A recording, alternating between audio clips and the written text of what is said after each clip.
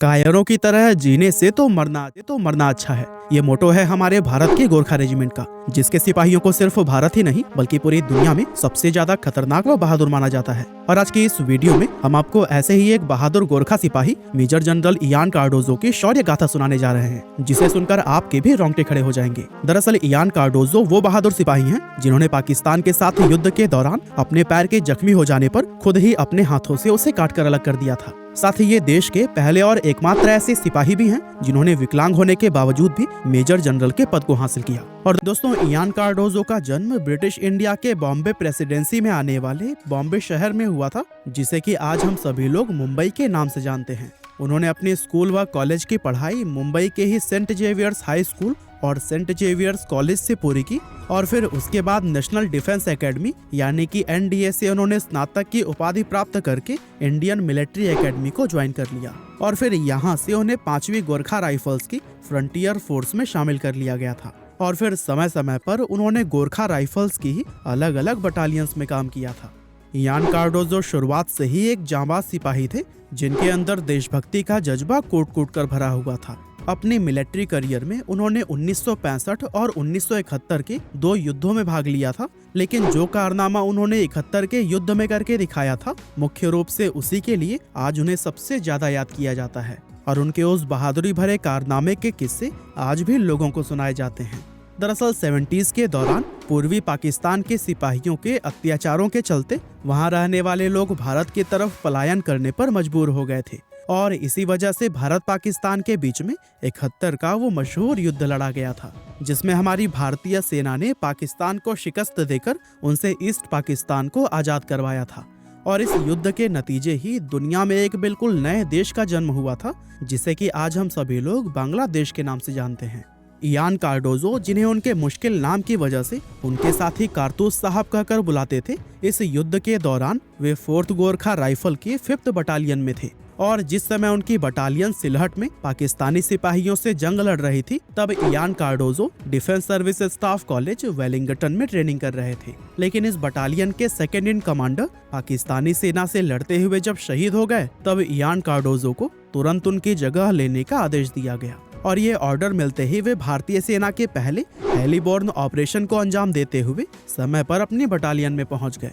और फिर इसके बाद से भारत व पाकिस्तान के सिपाहियों के बीच वो युद्ध हुआ था जिसे कि बैटल ऑफ सिलहट का नाम दिया गया। इस युद्ध में दोनों ही तरफ से भारी गोलाबारी चल रही थी और एक तरफ पाकिस्तान की एक अच्छी खासी बड़ी सेना थी जिनके पास हथियार भी भारतीय सैनिकों से कहीं ज्यादा थे, और दूसरी तरफ भारत की एक छोटी सी गोरखा बटालियन जिसमें कुल मिलाकर सिर्फ 384 सैनिक थे। दरअसल हुआ यह कि commander lieutenant general Sagat Singh को कहीं से यह सूचना मिली थी कि पाकिस्तान ने सिलहट से अपनी ब्रिगेड को हटाकर दूसरी जगह पर भेज दिया है और वहां पाकिस्तान के सिर्फ 200 से 300 सिपाही ही मौजूद हैं। इसीलिए जनरल सगत सिंह ने सोचा कि पाकिस्तान के उन सिपाहियों के लिए गोरखा की एक छोटी सी बटालियन ही काफी रहेगी, और यह सोचकर उन्होंने उस बटालियन को सिलहट में भेज दिया था। लेकिन उन गोरखा सिपाहियों को वहां जाने के बाद पता चला कि उन्हें गलत इन्फॉर्मेशन मिली थी, क्योंकि वहां पर पाकिस्तान की 2 बड़ी ब्रिगेड्स तैनात थी जिसमें कि 8000 से भी ज्यादा सिपाही मौजूद थे। ये युद्ध कई दिनों तक लगातार इसी तरह से चलता रहा, जिसमें कि भारत के जांबाज सिपाही अपनी पूरी ताकत झोंककर मोर्चे पर जमे रहे। लेकिन जैसे जैसे दिन बीत रहे थे वैसे ही वैसे भारतीय सिपाहियों की चिंता बढ़ती जा रही थी, क्योंकि उनके पास मौजूद खाना व गोला बारूद बेहद तेजी से खत्म हो रहा था। हालांकि उन भारतीय सिपाहियों से कहा गया कि 48 घंटों में उनके पास मदद पहुंचा दी जाएगी, लेकिन वे चारों तरफ से पाकिस्तानी सिपाहियों से घिर चुके थे, जिसके चलते जमीन के रास्ते उन तक कोई भी मदद नहीं पहुंचाई जा सकी। बटालियन में शहीदों की गिनती लगातार बढ़ती जा रही थी। साथ ही उन सिपाहियों के पास सिर्फ खाना ही नहीं बल्कि पीने के लिए भी साफ पानी नहीं बचा था, जिसके चलते वे तालाब के गंदे पानी को पीकर अपना गुजारा कर रहे थे। और दोस्तों, अगर ये युद्ध कुछ दिनों तक और आगे बढ़ता तो इसमें भारतीय सिपाहियों की हार होनी लगभग तय थी। लेकिन तभी अचानक कुछ ऐसा हुआ जिसने कि पूरी सिचुएशन को ही बदल कर रख दिया। दरअसल हुआ यह कि बीबीसी की तरफ से रेडियो पर गलती से यह खबर चला दी गई कि सिलहट में भारत ने अपनी पूरी ब्रिगेड को उतार दिया है, और इस खबर को भारत और पाकिस्तान दोनों ही देशों के सिपाही सुन रहे थे। और ये खबर सुनते ही इयान कार्डोजो के दिमाग में एक आइडिया आया और उन्होंने अपने साथियों से कहा कि अगर पाकिस्तानियों को लगता है कि सिलहट में हमारी पूरी ब्रिगेड मौजूद है तो हम लोग जानबूझकर ऐसा ही उन्हें आभास करवाएंगे कि वे सच में किसी बटालियन से नहीं बल्कि एक ब्रिगेड के साथ जंग लड़ रहे हैं। इसके बाद से उन्होंने अपने सिपाहियों को चारों तरफ तैनात कर दिया, जिससे पाकिस्तान के सैनिकों को लगे कि भारतीय सिपाही तादाद में उनसे काफी ज्यादा हैं। और फिर घिराव करने के बाद से उन्होंने पाकिस्तान के सिपाहियों पर ताबड़तोड़ फायरिंग करनी शुरू कर दी। और दोस्तों, इस जबरदस्त हमले को देखकर पाकिस्तान के सिपाहियों को यह यकीन हो गया कि वाकई में वहां पर भारत की पूरी ब्रिगेड मौजूद है, और इससे उनका मनोबल इतनी बुरी तरह टूटा कि उन्होंने भारतीय सैनिकों के सामने अपनी हार को स्वीकार करके सरेंडर कर दिया। पाकिस्तान के उन हजारों सिपाहियों ने जब अपने हथियार डाल दिए, तब जाकर उन्हें पता चला कि उन्होंने किसी ब्रिगेड नहीं बल्कि भारत की एक आधी बटालियन के सामने ही हार मान ली थी। और इस युद्ध के खत्म हो जाने के बाद से 16 दिसंबर 1971 के दिन जनरल कार्डोजो को कमांडर की हेल्प करने के लिए दूसरी जगह पर भेजा गया। लेकिन दोस्तों, वहां जाते हुए रास्ते में ही इयान कार्डोजो का पैर पाकिस्तान द्वारा बिछाई गई एक लैंडमाइन पर पड़ गया और वे एक जबरदस्त विस्फोट के शिकार बन गए। इस धमाके में उनका बायां पैर पूरी तरह से जख्मी हो गया था और जख्मी हालत में उन्हें तुरंत मेडिकल कैंप लेकर जाया गया, जहां एक जूनियर डॉक्टर ने उनके जख्म की जांच की। लेकिन दोस्तों, युद्ध के दौरान चूंकि सारे मेडिकल इक्विपमेंट और दवाइयां खत्म हो चुकी थी, इसीलिए वो डॉक्टर चाह कर भी उनका कोई भी ट्रीटमेंट नहीं कर पा रहा था। और फिर ऐसे में इयान कार्डोजो मदद पहुंचने का इंतजार करने लगे। लेकिन कई घंटे लगातार इंतजार करने के बाद भी जब उनके पास तक कोई मदद नहीं पहुंच पाई, तो उन्होंने उस डॉक्टर से कहा कि वो उनका पैर काट दे, क्योंकि जनरल कार्डोजो को डर था कि कहीं उनका जख्म सड़ न जाए। लेकिन उस डॉक्टर ने तो उनका पैर काटने से साफ इनकार कर दिया, क्योंकि उस समय कैंप में मेडिकल इक्विपमेंट तो दूर, मॉर्फिन या फिर दूसरी कोई पेन किलर तक मौजूद नहीं थी।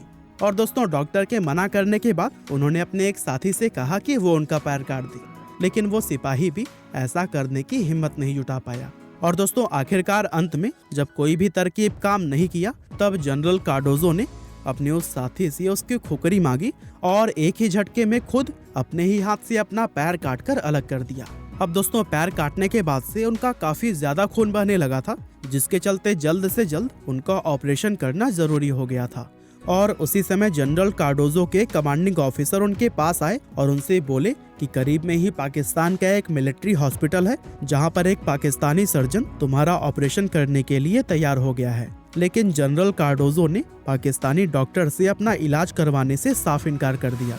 हालांकि इसके बाद से जब कमांडिंग ऑफिसर ने ज्यादा जोर दिया, तो फिर वे 2 शर्तों पर अपना ऑपरेशन करवाने के लिए राजी हो गए, जिसमें कि पहली शर्त उन्होंने यह रखी कि वो किसी भी पाकिस्तानी का खून नहीं लेंगे, और उनकी दूसरी शर्त यह थी कि ऑपरेशन के दौरान कमांडिंग ऑफिसर उनके पास ही रहेंगे, क्योंकि उन्हें डर था कि पाकिस्तानी डॉक्टर उनका दूसरा पैर भी ना काट दे।